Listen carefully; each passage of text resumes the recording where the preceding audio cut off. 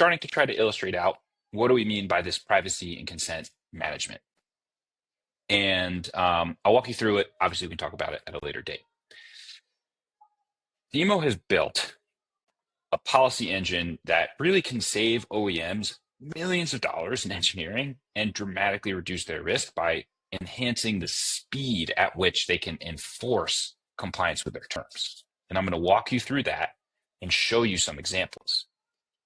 So at the highest level, you have the OEM, you have an automaker, and they are going to have specific policies for their users.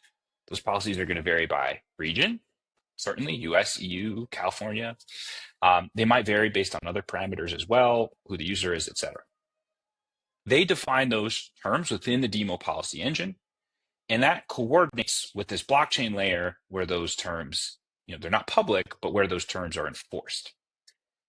There's a concept of inheritance. So every third-party app that wants to access that automaker's vehicles needs to inherit, in addition to whatever terms the third-party app has on their own privacy policy, et cetera, they need to inherit that OEM's terms. When they actually connect with a driver, we've demoed this before, there's a contract that's signed, digital contract, and that record is put onto the blockchain. But the terms are inherited all the way from the OEM down. We make that super, super easy. The other part that gets even easier is updating those. It's one thing to be able to define all those policies and manage that. It's another thing when, GDPR changes or another state goes the way California does. Like, how are you going to update those terms? Well, once again, we can leverage the concept of inheritance. So if the OEM pushes an update to one of their privacy policies, that engine coordinates with the blockchain, and the smart contract can, if it should, automatically invalidate the previous signature and connection. So in this case, it might be one car, it might be millions of cars that are no longer compliant. They don't have the right policies in place, and data is basically cut off automatically. No one has to go in there and program something. The fact that a policy was updated here can implement the cutoff down here. Developers get notified also automatically. Hey, there's been a change, there's been a new policy, and they can serve to the driver, hey, here's the update. Go look at the new terms, sign again if you want to continue to have your data stream. Again, we think this can save millions of dollars and really reduce privacy risk, and also limit the business disruption that occurs when there's something like a privacy change.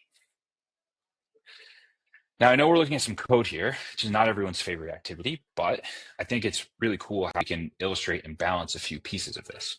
So one thing I want you to pay particular attention to in this part is how you can actually balance privacy and anonymity fairly well. Of course, that's one of the best features of blockchains.